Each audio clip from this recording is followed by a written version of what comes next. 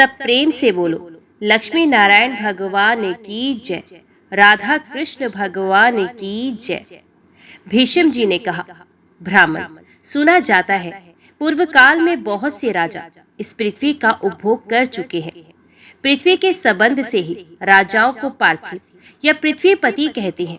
परंतु इस भूमि की जो पृथ्वी संज्ञा है वे किसके संबंध से हुई है?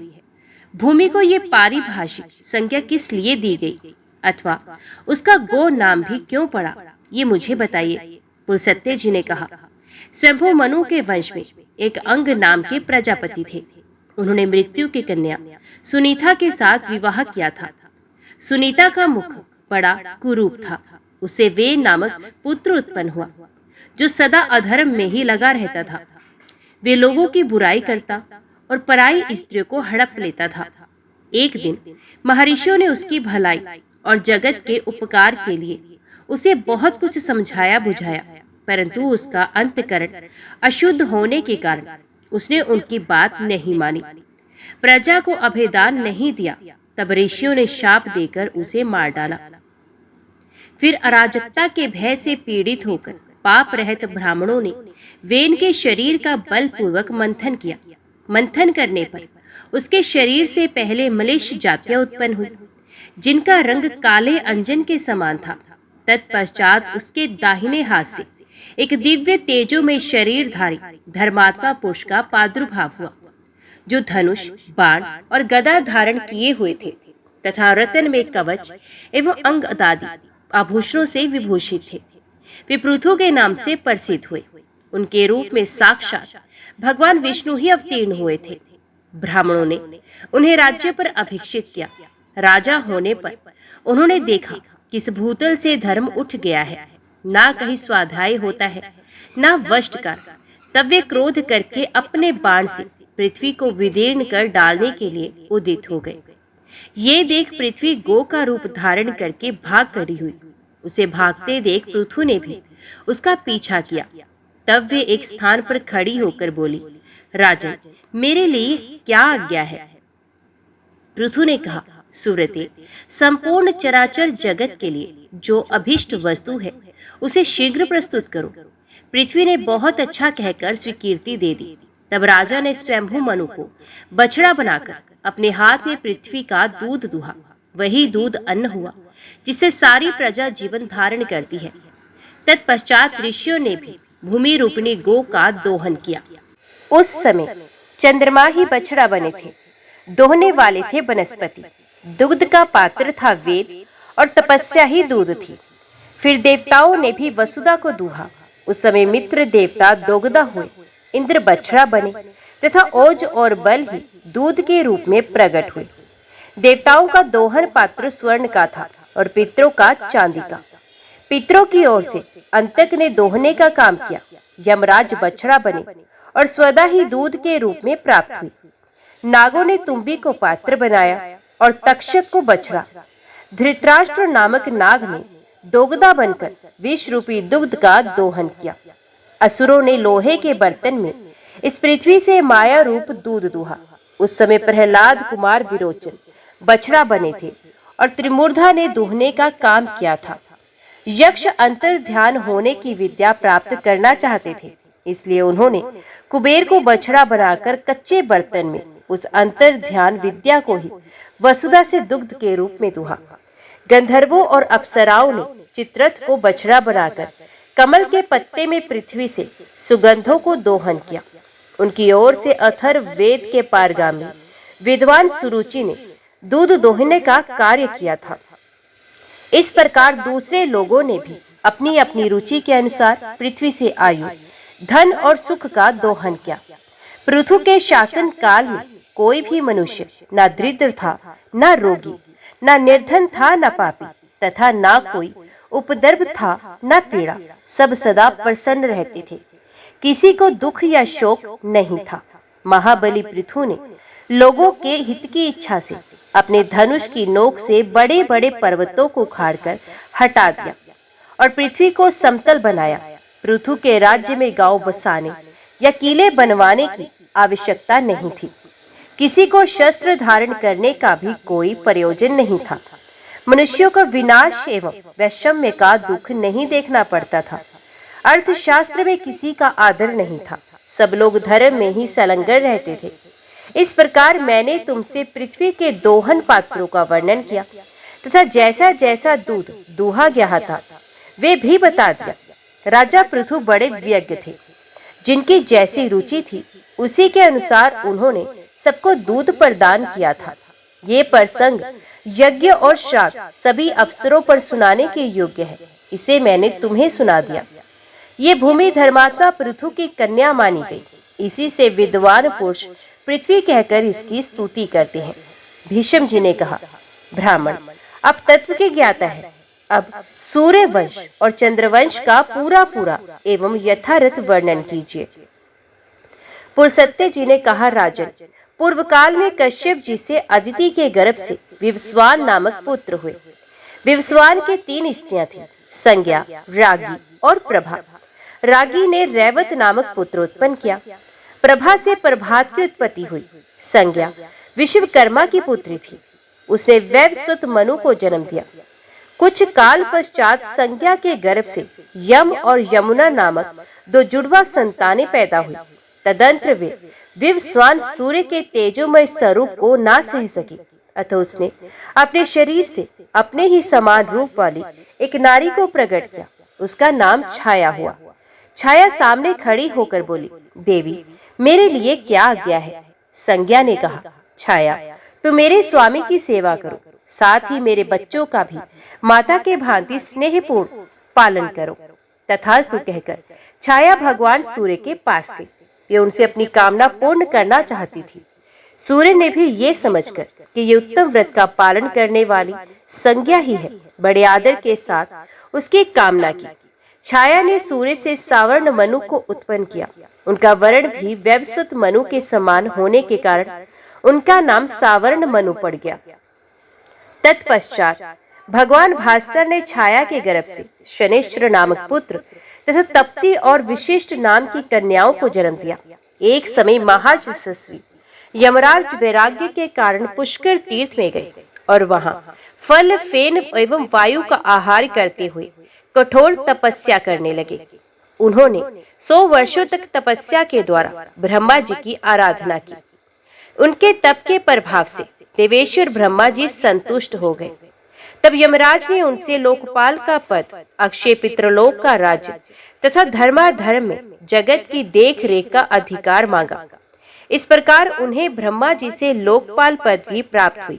साथ ही उन्हें पितृलोक का राज्य और धर्माधर्म के निर्णय का अधिकार भी मिल गया। छाया के पुत्र शनैश्चर भी तप के प्रभाव से ग्रहों की समानता को प्राप्त हुए। यमुना और तप्ती ये दोनों सूर्य कन्याएं नदी हो गई। विष्टि का स्वरूप बड़ा भयंकर था, वे काल रूप से स्थित हुई। वैवस्वत मनु के 10 महाबली पुत्र हुए, उन सब में इल ज्येष्ठ थे।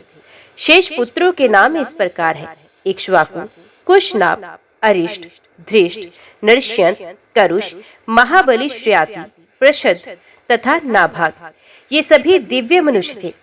राजा मनु अपने ज्येष्ठ और धर्मात्मा पुत्र इल को राज्य पर अभिषिक्त करके स्वयं पुष्कर के तपोवन में तपस्या करने के लिए चले गए।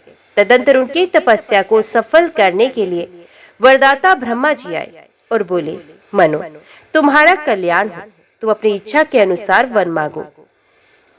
मनु ने कहा, स्वामी आपकी कृपा से पृथ्वी के संपूर्ण राजा धर्मपरायण, ऐश्वर्यशाली तथा मेरे अधीन हो। तथास्तु कहकर देवेश्वर ब्रह्मा जी वहीं अंतर ध्यान हो गए। तदंतर मनु अपनी राजधानी में आकर पूर्वत रहने लगे। इसके बाद राजा एक अर्थ सिद्धि के लिए इस भूमंडल पर विचरने लगे। वे संपूर्ण द्वीपों में घूम घूम कर वहां के राजाओं को अपने वश में करते थे। एक दिन प्रतापी इल रथ में बैठकर भगवान शंकर के महान उपवन में गए, जो कल्प वृक्ष की लताओं से व्याप्त एवं श्रवण के नाम से प्रसिद्ध था।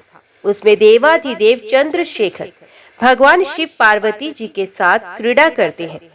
पूर्व काल में महादेव जी ने उमा के साथ श्रवण के भीतर प्रतिज्ञा पूर्वक ये बात कही थी कि पुरुष नामधारी जो कोई भी जीव हमारे वन में आ जाएगा, वे इस 10 योजन के घेरे में पैर रखते ही स्त्री रूप हो जाएगा।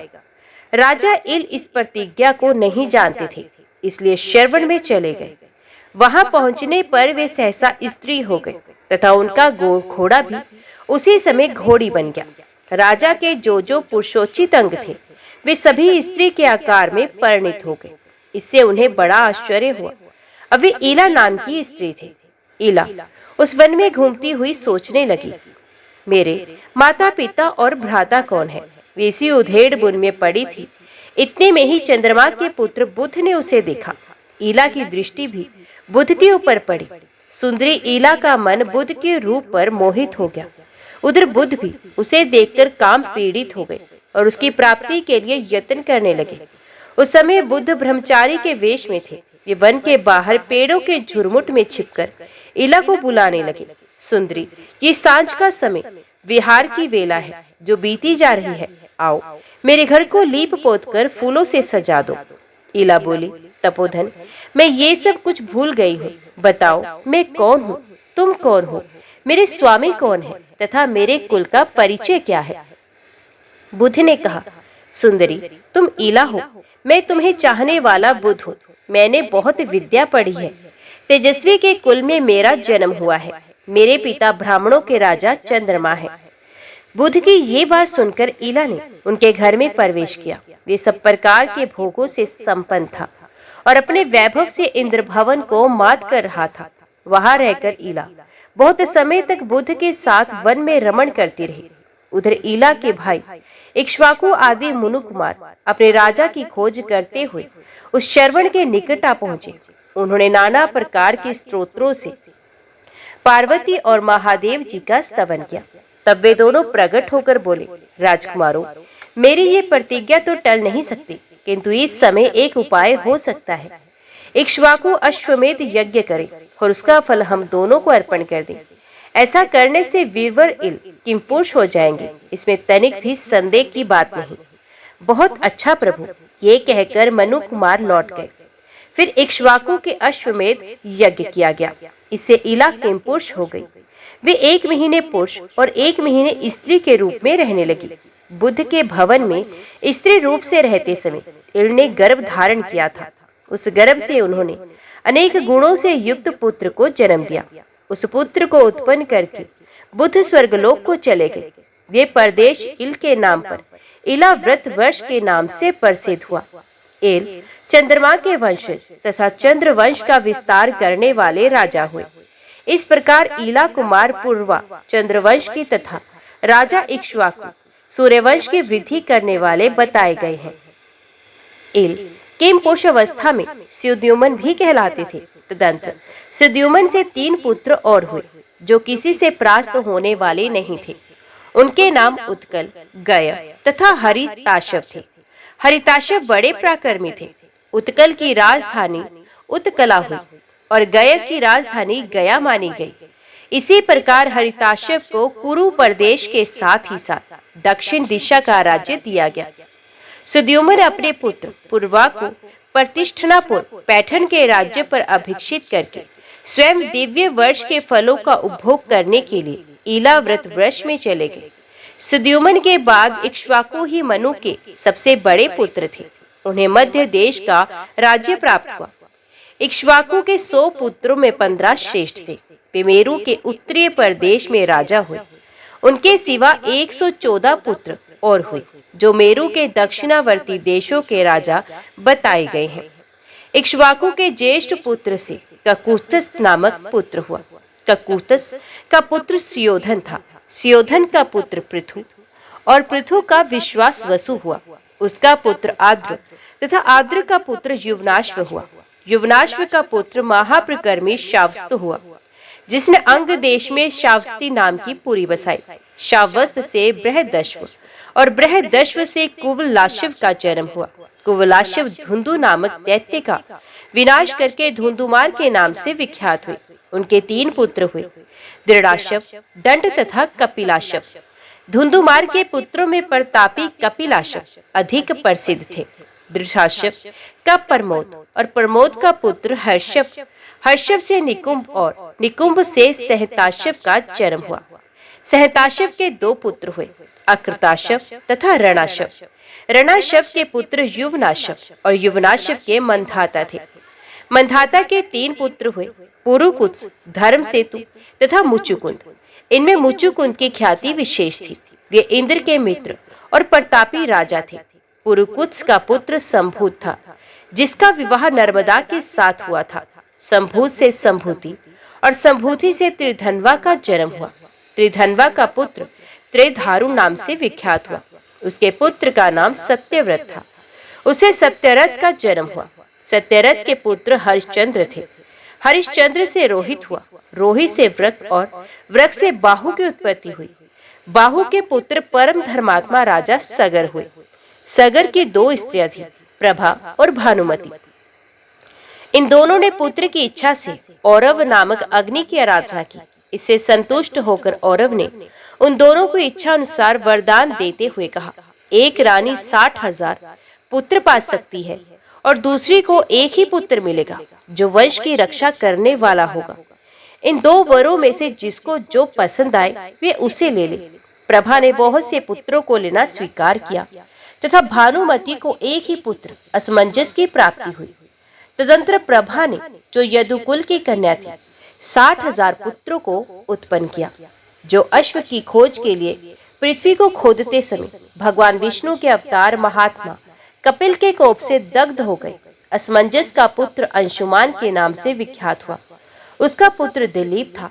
दिलीप से भगीरथ का जन्म हुआ, जिन्होंने तपस्या करके भागीरथी गंगा को इस पृथ्वी पर उतारा था। भगीरथ के पुत्र का नाम नाभाग हुआ। नाभाग के अम्बरीश और अम्बरीश के पुत्र सिंधुदीप हुए। सिंधुदीप से अयुतायु और अयुतायु से ऋतुपर्ण का जन्म हुआ। ऋतुपर्ण से कलमाशपात और कलमाशपात से सर्वकर्मा की उत्पत्ति हुई। सर्वकर्मा का आरण्य और आरण्य का पुत्र निघन हुआ। निघन के 2 उत्तम पुत्र हुए, अनुमित्र और रघु। अनुमित्र शत्रुओं का नाश करने के लिए वन में चला गया। रघु से दिलीप और दिलीप से अज हुए। अज से दीर्घबाहु और दीर्घबाहु से प्रजापाल की उत्पत्ति हुई। प्रजापाल से दशरथ का जन्म हुआ। उनके 4 पुत्र हुए। वे सबके सब भगवान नारायण के स्वरूप थे। उनमें राम सबसे बड़े थे, जिन्होंने रावण को मारा और रघुवंश का विस्तार किया तथा भृगु वंशियों में श्रेष्ठ वाल्मीकि ने रामायण के रूप में जिनके चरित्र का चित्रण किया। राम के 2 पुत्र हुए, कुश और लव। ये दोनों ही इक्ष्वाकु वंश का विस्तार करने वाले थे। कुश से अतिथि और अतिथि से निषद का जन्म हुआ। निषद से नल, नल से नभा, नभा से पुंडरीक और पुंडरीक से क्षेमधनवा की उत्पत्ति हुई। क्षेमधनवा का पुत्र देवानिक हुआ। वे वीर और प्रतापी था। उसका पुत्र अहिनगु हुआ। अहिनगु से सहस्राश्व का जन्म हुआ। सहस्राश्व से चंद्रवालोक, चंद्रवालोक से तारापीठ, तारापीठ से चंद्रगिरी, चंद्रगिरी से चंद्र तथा चंद्र से शुत्रायु हुए, जो महाभारत युद्ध में मारे गए। नल नाम के 2 राजा प्रसिद्ध हैं। एक तो वीरसेन के पुत्र थे और दूसरे निषद के। इस प्रकार इक्ष्वाकु वंश के प्रधान राजाओं का वर्णन किया गया। भीष्म जी ने कहा, भगवान, अब मैं पितरों के उत्तम वंश का वर्णन सुनना चाहता हूँ। पुलसत्य जी बोले, राजन, बड़े हर्ष की बात है। मैं तुम्हें आरंभ से ही पितरों के वंश का वर्णन सुनाता हूँ। सुनो। स्वर्ग में पितरों के 7 गण हैं। उनमें 3 तो मूर्ति रहित हैं और 4 मूर्तिमान हैं। ये सब के सब अमित तेजस्वी हैं। इनमें जो मूर्ति रहित पितृगण हैं, वे वैराज प्रजापति की संतान हैं, अतः वैराज नाम से प्रसिद्ध हैं। देवगण उनका यजन करते हैं। अब पितरों की लोक सृष्टि का वर्णन करता हूँ, श्रवण करो। सोमपथ नाम से प्रसिद्ध कुछ लोक हैं, जहाँ कश्यप के पुत्र पितृगण निवास करते हैं। देवता लोग सदा उनका सम्मान किया करते हैं। अग्निश्वात नाम से प्रसिद्ध यज्वा पितृगण उन्हीं लोकों में निवास करते हैं। स्वर्ग में विभ्राज नाम के जो दूसरे तेजस्वी लोग हैं, उनमें बहिष्संगिक पितृगण निवास करते हैं। वहां मोरों से जूते हुए हजारों विमान हैं तथा संकल्पमय वृक्ष भी हैं, जो संकल्प के अनुसार फल प्रदान करने वाले हैं। जो लोग इस लोक में अपने पितरों के लिए श्राद्ध करते हैं, वे उन विभ्राज नाम के लोकों में जाकर समृद्धिशाली भवनों में आनंद भोगते हैं तथा वहां मेरे सैकड़ों पुत्र विद्यमान रहते हैं। जो तपस्या और योग बल से संपन्न महात्मा, महान सौभाग्यशाली और भक्तों को अभय दान देने वाले हैं। मार्तंड मंडल नामक लोक में मरीचि गर्भ नाम के पितृगण निवास करते हैं। वे अंगिरा मुनि के पुत्र हैं और लोक में हविष्यमान नाम से विख्यात हैं। वे राजाओं के पितृ हैं और स्वर्ग तथा मोक्ष रूप फल प्रदान करने वाले हैं। तीर्थों में श्राद्ध करने वाले श्रेष्ठ क्षत्रिय उन्हीं के लोक में जाते हैं। काम दुख नाम से प्रसिद्ध जो लोक है, वे इच्छा अनुसार भोग की प्राप्ति कराने वाले हैं। उनमें सुस्वद नाम के पितृ निवास करते हैं। लोक में वे अजयप्य नाम से विख्यात हैं और प्रजापति कर्दम के पुत्र हैं। पुल्हे के बड़े भाई से उत्पन्न वैश्यगण उन पितरों की पूजा करते हैं। श्राद्ध करने वाले पुरुष उस लोक में पहुंचने पर एक ही साथ हजारों जन्मों के परिचित माता, भाई, पिता, सास, मित्र, संबंधी तथा बंधुओं का दर्शन करते हैं। इस प्रकार पितरों के 3 गण बताए गए। अब चौथे गण का वर्णन करता हूँ। ब्रह्मलोक के ऊपर सुमानस नाम के लोक प्रसिद्ध है, जहाँ सोमप नाम से प्रसिद्ध सनातन पितरों का निवास है। वे सब के सब धर्म में स्वरूप धारण करने वाले तथा ब्रह्मा जी से भी श्रेष्ठ है। स्वधा से उनकी उत्पत्ति हुई है। वे योगी हैं, अतः ब्रह्मभाव को प्राप्त होकर सृष्टि आदि करके सब इस समय मानसरोवर में स्थित है। इन पितरों की कन्या नर्मदा नाम की नदी है, जो अपने जल से समस्त प्राणियों को पवित्र करती हुई पश्चिम समुद्र में जा मिलती है। उन सोमप नाम वाले पितरों से ही संपूर्ण प्रजा सृष्टि का विस्तार हुआ है।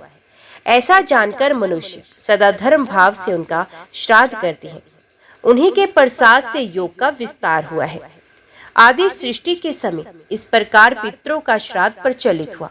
श्राद्ध में उन सबके लिए चांदी के पात्र अथवा चांदी से युक्त पात्र का उपयोग होना चाहिए।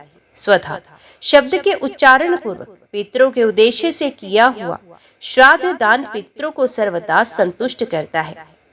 विद्वान पुरुषों को चाहिए कि वे अग्निहोत्री एवं सोमपाई ब्राह्मणों के द्वारा अग्नि में हवन कराकर पितरों को तृप्त करें। अग्नि के अभाव में ब्राह्मण के हाथ में अथवा जल में या शिवजी के स्थान के समीप पितरों के निमित्त दान करें। यही पितरों के लिए निर्मल स्थान है। पितृकार्य में दक्षिण दिशा उत्तम मानी गई है। यज्ञोपवीत को अपसव्य अर्थात दाहिने कंधे पर करके किया हुआ तर्पण, तिल दान तथा स्वधा के उच्चारण पूर्वक किया हुआ श्राद्ध ये सदा पितरों को तृप्त करता है। कुश, उड़द, साठी, धान का चावल, गाय का दूध, मधु, गाय का घी, सामा, अगहनी का चावल, जौ, तीना का चावल, मूंग, गन्ना और सफेद फूल, ये सब वस्तुएं पितरों को सदा प्रिय हैं। अब ऐसे पदार्थ बताता हूँ जो श्राद्ध में सर्वथा वर्जित है। मसूर, सन, मटर, राजमाश, कुल्थी, कमल, बिल्व, मदार, धतूरा, पारिभद्राट, रुशक, भेड़ बकरी का दूध, कोदो, दार, वरट, कैथ, महुआ और अलसी, ये सब निषिद्ध है। अपनी उन्नति चाहने वाले पुरुष को श्राद्ध में इन वस्तुओं का उपयोग कभी नहीं करना चाहिए। जो भक्ति भाव से पितरों को प्रसन्न करता है, उसे पितृ भी संतुष्ट करते हैं। वे पुष्टि, आरोग्य, संतान एवं स्वर्ग प्रदान करते हैं। पितृ कार्य देव कार्य से भी बढ़कर है, अतः देवताओं को तृप्त करने से पहले पितरों को ही संतुष्ट करना श्रेष्ठ माना गया है। कारण पितृगण शीघ्र ही प्रसन्न हो जाते हैं, सदा प्रिय वचन बोलते हैं, भक्तों पर प्रेम रखते हैं और उन्हें सुख देते हैं। पितृ पर्वों के देवता है, अर्थात प्रत्येक पर्व पर पितरों का पूजन करना उचित है। हविष्मान संज्ञक पितरों के अधिपति सूर्यदेव ही श्राद्ध के देवता माने गए हैं। भीष्म जी ने कहा, ब्रह्मवेत्ताओं में श्रेष्ठ पुलस्त्य जी, आपके मुंह से ये सारा विषय सुनकर मेरी इसमें बड़ी भक्ति हो गई है। अतः अब मुझे श्राद्ध का समय, उसकी विधि तथा श्राद्ध का स्वरूप बताइए। श्राद्ध में कैसे ब्राह्मणों को भोजन कराना चाहिए तथा किनको छोड़ना चाहिए। श्राद्ध में दिया हुआ अन्न पितरों के पास कैसे पहुंचता है, किस विधि से श्राद्ध करना उचित है और वे किस तरह उन पितरों को तृप्त करता है। पुलस्त्य जी बोले, राजन, अन्न और जल से अथवा दूध एवं फल मूल आदि से पितरों को संतुष्ट करते हुए प्रतिदिन श्राद्ध करना चाहिए। श्राद्ध 3 प्रकार का होता है, नित्य, नैमित्तिक और काम्य। पहले नित्य श्राद्ध का वर्णन करता हूँ। उसमें अर्घ्य और आवाहन की क्रिया नहीं होती, उसे सदैव समझना चाहिए अदैव। उसमें विश्वदेवों को भाग नहीं दिया जाता। पर्व के दिन जो श्राद्ध किया जाता है उसे पार्वण कहते हैं। पार्वण श्राद्ध में जो ब्राह्मण निमंत्रित करने योग्य है उनका वर्णन करता हूँ, श्रवण करो। जो पंचअग्नि का सेवन करने वाला, सनातन, वेद के व्याकरण आदि 6 अंगों का ज्ञाता, वेदज्ञ, श्रोत्री का पुत्र, वेद के विधि वाक्यों का विशेषज्ञ, सर्वज्ञ, वेद का स्वाध्याय, मंत्र जपने वाला, ज्ञानवान, त्रिमधु, अन्य शास्त्रों में भी परिनिष्ठित, पुराणों का विद्वान, स्वाध्यायशील, ब्राह्मण भक्त, पिता की सेवा करने वाला, सूर्य देवता का भक्त, वैष्णव, ब्रह्मवेत्ता, योग शास्त्र का ज्ञाता, शांत, आत्मज्ञ, अत्यंत शीलवान तथा शिव भक्ति परायण, ऐसा ब्राह्मण श्राद्ध में निमंत्रण पाने का अधिकारी है। ऐसे ब्राह्मणों को यत्न पूर्वक श्राद्ध में भोजन कराना चाहिए। अब जो लोग श्राद्ध में वर्जनीय हैं, उनका वर्णन सुनो। पतित, पतित का पुत्र, नपुंसक, चुगलखोर और अत्यंत रोगी, ये सब श्राद्ध के समय धर्मज्ञ पुरुषों द्वारा त्याग देने योग्य है। श्राद्ध के पहले दिन अथवा श्राद्ध के ही दिन विनयशील ब्राह्मणों को निमंत्रित करें। निमंत्रण दिए हुए ब्राह्मणों के शरीर में पितरों का आवेश हो जाता है। वे वायु रूप से उनके भीतर प्रवेश करते हैं और ब्राह्मणों के बैठने पर स्वयं भी उनके साथ बैठे रहते हैं। किसी ऐसे स्थान को जो दक्षिण दिशा की ओर नीचा हो, गोबर से लीपकर वहां श्राद्ध आरंभ करें अथवा गौशाला में या जल के समीप श्राद्ध करें। अहिताग्नि पुरुष पितरों के लिए खीर बनाए और ये कहकर के इससे पितरों का श्राद्ध करूंगा, वे सब दक्षिण दिशा में रखते। तदंतर उसमें घृत और मधु आदि मिलाकर अपने सामने की ओर 3 निर्वास स्थान बनाते पिंडदान की वेदियां बनाए। उनकी लंबाई 1 भित्ता और चौड़ाई 4 अंगुल की होनी चाहिए। साथ ही खैर की 3 दरवी बना दे जो चिकनी हो तथा जिनमें चांदी का संसर्ग हो। उनकी लंबाई 1-1 रत्न की और आकार हाथ के समान सुंदर होना चाहिए। जल पात्र, कांस्य पात्र, प्रोक्षण, समिधा, कुश, तिल पात्र, उत्तम वस्त्र, गंध, धूप, चंदन, ये सब वस्तुएं धीरे धीरे दक्षिण दिशा में रखें। उस समय जनेऊ दाहिने कंधे पर होना चाहिए। इस प्रकार सब सामान एकत्रित करके घर के पूर्व गोबर से लीपी हुई पृथ्वी पर गौमूत्र से मंडल बनाए और अक्षय तथा फूल सहित जल लेकर तथा जनेऊ को बाएं एवं दाहिने कंधे पर छोड़कर ब्राह्मणों के पैर धोएं तथा बारंबार उन्हें प्रणाम करें। तदंतर विधि पूर्वक आचमन कराकर उन्हें बिछाए हुए दर्भ युक्त आसनों पर बिठाएं और उनसे मंत्र उच्चारण कराएं। सामर्थ्यशाली पुरुष भी देव कार्य में 2 और पितृ कार्य में 3 ब्राह्मणों को ही भोजन कराएं अथवा दोनों श्राद्धों में 1-1 ब्राह्मण को ही जिमाएं। विद्वान पुरुष को श्राद्ध में अधिक विस्तार नहीं करना चाहिए। पहले विश्वदेव संबंधी और फिर पितृ संबंधी विद्वान ब्राह्मणों की अर्घ्य आदि से विधिवत पूजा करें तथा उनकी आज्ञा लेकर अग्नि में यथा विधि हवन करें। विद्वान पुरुष गृहसूत्र में बताई हुई विधि के अनुसार घृत युक्त चरु का अग्नि और सोम की तृप्ति के उद्देश्य से समय पर हवन करें। इस प्रकार देवताओं की तृप्ति करके वे श्राद्ध करता श्रेष्ठ ब्राह्मण साक्षात अग्नि का स्वरूप माना जाता है। देवता के उद्देश्य से किया जाने वाला हवन आदि प्रत्येक कार्य जनेऊ को बाएं कंधे पर रखकर ही करना चाहिए। तत्पश्चात पितरों के निमित्त करने योग्य सेचन आदि सारा कार्य विज्ञ पुरुष को जनेऊ को दाएं कंधे पर करके अपसव्य भाव से करना उचित है। हवन तथा विश्वदेवों को अर्पण करने से बचे हुए अन्न को लेकर उसके कई पिंड बनाएं और 1-1 पिंड को दाहिने हाथ में लेकर तिल और जल के साथ उसका दान करना चाहिए। संकल्प के समय जल पात्र में रखे हुए जल को बाएं हाथ की सहायता से दाएं हाथ में ढाल लेना चाहिए। श्राद्ध काल में पूर्ण प्रयत्न के साथ अपने मन और इंद्रियों को काबू में रखें। मात्सर्य का त्याग कर दें। पिंड देने के लिए बनाई हुई वेदियों पर यत्न पूर्वक रेखा बनाएं। इसके बाद अवनेचन पात्र में जल लेकर उसे रेखांकित वेदी पर गिराए, फिर दक्षिणाभिमुख होकर वेदी पर कुश बिछाए और एक एक करके सब पिंडों को उन कुशों पर रखे। उस समय पितृ के नाम, गोत्र आदि का उच्चारण करते हुए संकल्प पढ़ना चाहिए। पिंडदान के पश्चात अपने दाएं हाथ को पिंडाधार भूत कुशों पर पोंछना चाहिए। ये लोप भाग भोजी पितरों का भाग है। उस समय ऐसे ही मंत्र का जप, वाक्यों का उच्चारण करना उचित है। इसके बाद पुनः पर्यतवनेचन करें, अर्थात अवनेचन पात्र में जल लेकर उससे प्रत्येक पिंड को नहलाएं।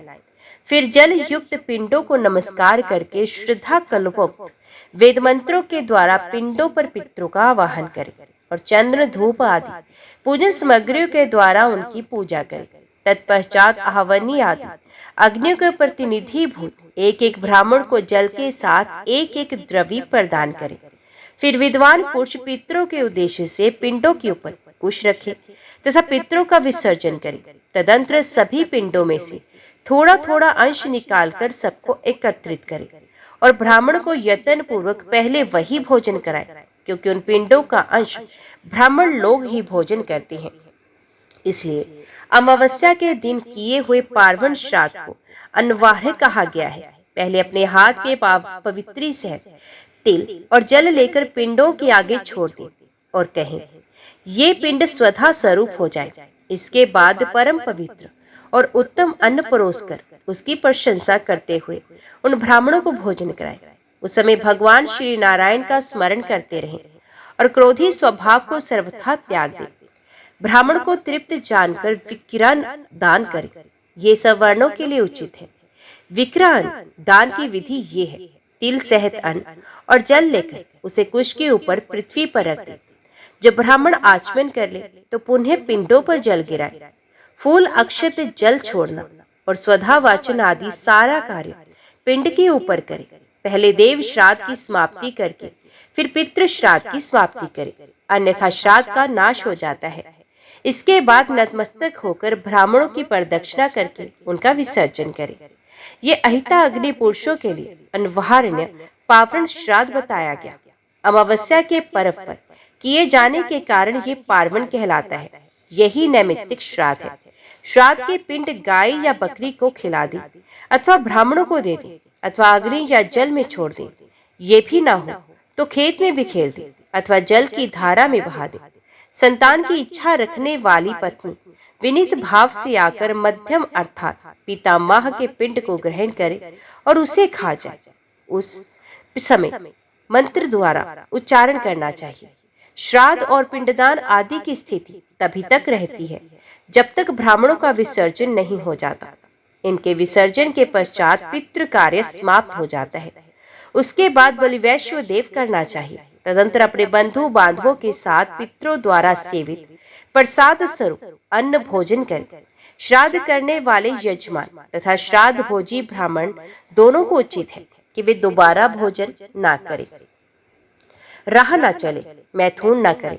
साथ ही उस दिन स्वाध्याय, कलह और दिन में शय इन सबको सर्वथा त्याग दें। इस विधि से किया हुआ श्राद्ध धर्म, अर्थ और काम तीनों की सिद्धि करने वाला होता है। कन्या, कुंभ और वृषभ राशि पर सूर्य के रहते कृष्ण पक्ष में प्रतिदिन श्राद्ध करना चाहिए। जहाँ जहाँ सपिंडीकरण रूप श्राद्ध करना हो वह अग्निहोत्र करने वाले पुरुष को सदा इसी विधि से करना चाहिए। अब मैं ब्रह्मा जी के बताए हुए साधारण श्राद्ध का वर्णन करूंगा, जो भोग और मोक्ष रूप फल प्रदान करने वाला है। उत्तरायण और दक्षिणायन के प्रारंभ से दिन विषुव नामक योग में प्रत्येक अमावस्या को प्रति संक्रांति के दिन अष्ट का पोष, माघ, फाल्गुन तथा अश्विन मास के कृष्ण पक्ष की अष्टमी तिथि में पूर्णिमा को आद्रा, मघा और रोहिणी इन नक्षत्रों में श्राद्ध के योग्य उत्तम पदार्थ और सुपात्र ब्राह्मण के प्राप्त होने पर व्यतिपात, विष्टि और वैधत्री योग के दिन वैशाख की तृतीया को, कार्तिक की नवमी को, माघ की पूर्णिमा तथा भाद्रपद की त्रयोदशी तिथि को भी श्राद्ध का अनुष्ठान करना चाहिए। उपर्युक्त तिथियां युगादि कहलाती हैं। ये पितरों का उपकार करने वाली हैं। इसी प्रकार मनवंतर आदि तिथियों में भी विद्वान पुरुष श्राद्ध का अनुष्ठान करें।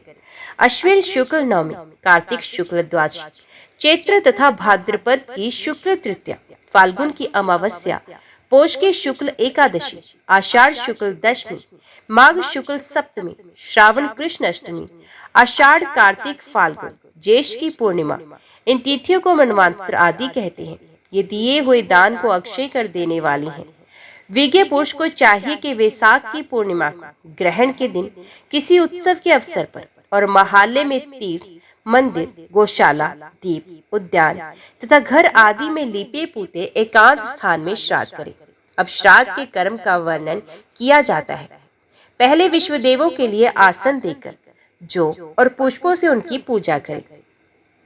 उनके लिए 2 अर्घ्य पात्र जौ और जल आदि से भर दें और उन्हें कुश की पवित्री पर रखें।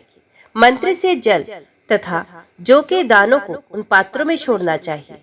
फिर गंध पुष्प आदि से पूजा करके वहां विश्व देवों की स्थापना करें और 2 मंत्रों से विश्व देवों का आवाहन करके उनके ऊपर जौ छोड़े। जो छोड़ते समय इस प्रकार कहें, जो तुम सब अन्नों के राजा हो, तुम्हारे देवता वरुण है, वरुण से ही तुम्हारी उत्पत्ति हुई है, तुम्हारे अंदर मधु का मेल है, तुम संपूर्ण पापों को दूर करने वाले पवित्र एवं मुनियों द्वारा प्रशंसित अन्न हो। फिर अर्घपात्र को चंदन और फूलों से सजाकर मंत्र को पढ़ते हुए विश्व देवों को अर्घ दे। इसके बाद उनकी पूजा करके गंध आदि निवेदन कर पितृ यज्ञ आरंभ करे। पहले पिता आदि के लिए कुश के 3 आसनों की कल्पना करके फिर 3 अर्घपात्रों का पूजन करे। उन्हें पुष्प आदि से सजाए। प्रत्येक अर्घपात्र को कुश की पवित्री से युक्त करके मंत्र से सब में जल छोड़े।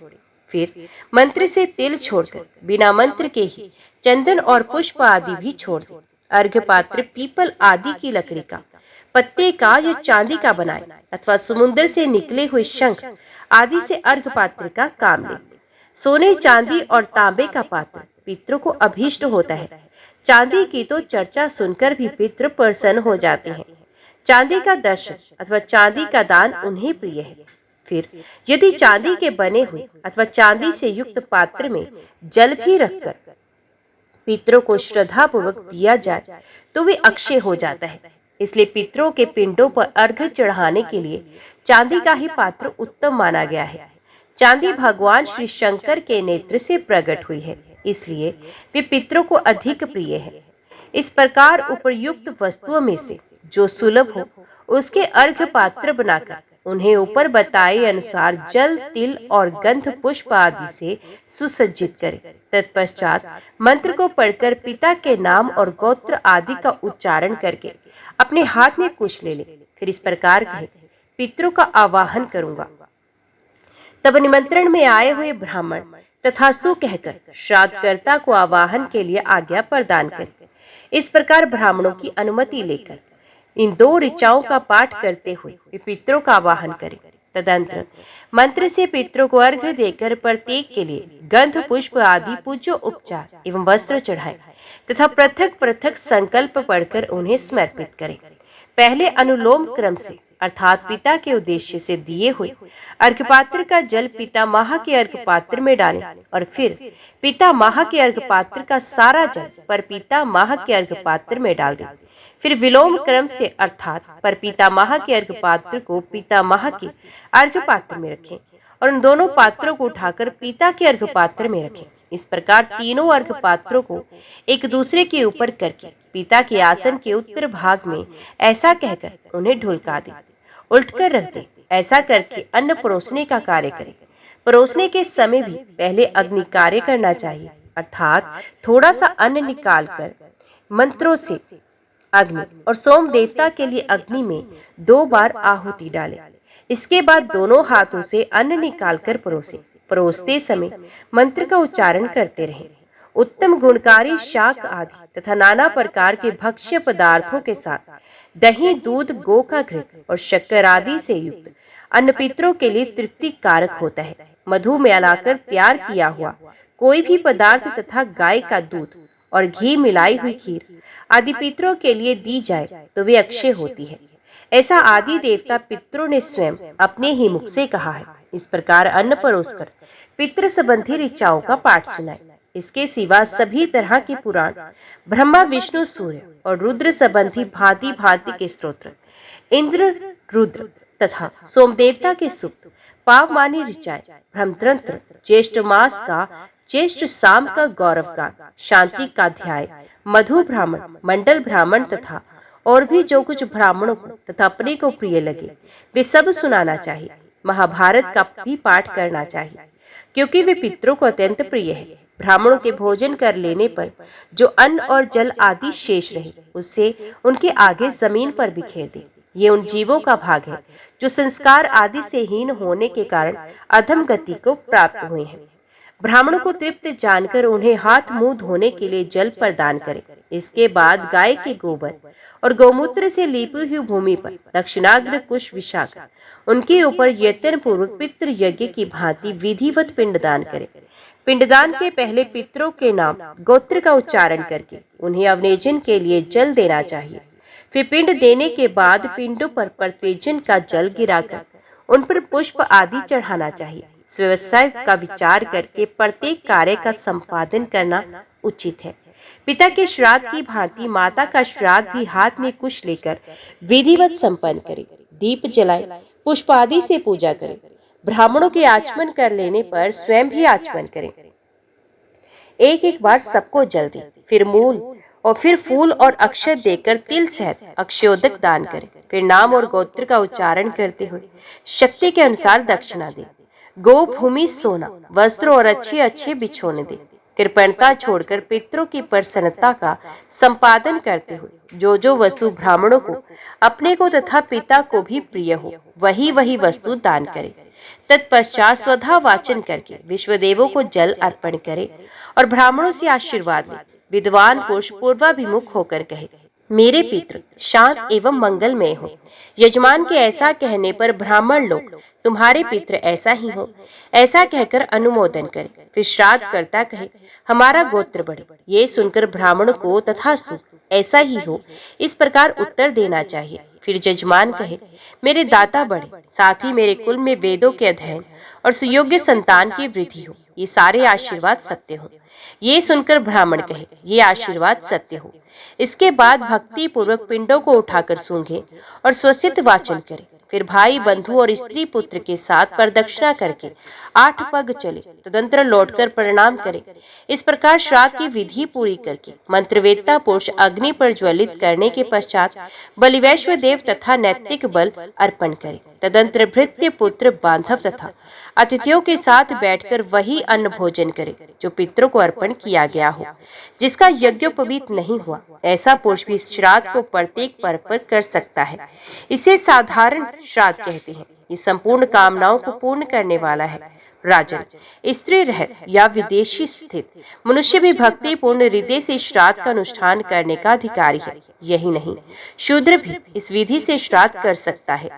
अंतर इतना ही है कि वह वेद मंत्रों को उच्चारण नहीं कर सकता। तीसरा अर्थात काम्य श्राद्ध अभ्युदिक होता है। इसे वृद्धि श्राद्ध कहते हैं। उत्सव और आनंद के अवसर पर, संस्कार के समय, यज्ञ में तथा विवाह आदि मांगलिक कार्यों में ये श्राद्ध किया जाता है। इसमें पहले माताओं की अर्थात माता पितामह, प्रपितामह की पूजा होती है। इनके बाद पितरों, पिता, पितामह और प्रपितामह का पूजन होता है। अंत में मातामह आदि की पूजा होती है। अन्य श्राद्धों की भांति इसमें भी विश्वदेवों की पूजा आवश्यक है।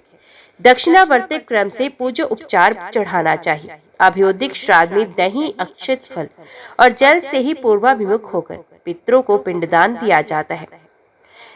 मंत्र का उच्चारण करके अर्घ्य और पिंडदान देना चाहिए। इसमें युगल ब्राह्मणों को अर्घ्य दान दें और युगल सप्तनिक ब्राह्मणों की ही वस्त्र और स्वर्ण आदि के द्वारा पूजा करें। तिल का काम जौ से लेना चाहिए तथा सारा कार्य पूर्वत करना चाहिए। श्रेष्ठ ब्राह्मणों के द्वारा सब प्रकार के मंगल पाठ कराए। इस प्रकार शूद्र भी कर सकता है। ये विधि श्राद्ध करके सबके लिए सामान्य है। बुद्धिमान शूद्र नमस्कार मंत्र के द्वारा ही दान आदि कार्य करे। भगवान का कथन है कि शूद्र के लिए दान ही प्रधान है, क्योंकि दान से उसकी समस्त कामनाएं पूर्ण हो जाती हैं। ओम नमो भगवते वासुदेवाय नमः। जय श्री राधे कृष्णा। आज की वीडियो में इतना ही। उम्मीद करती हूँ वीडियो आपको पसंद आई होगी। वीडियो पसंद आई हो तो वीडियो को लाइक और चैनल को सब्सक्राइब जरूर कीजिएगा। जय श्री हरि लिखकर कमेंट बॉक्स में अपनी हाजिरी और अपने सुझाव देना ना भूलिएगा। तो मिलते हैं अगली कथा अगले अध्याय के साथ। तब तक के लिए देखते व सुनते रहिए। जय मां कंजक, जय माता दी।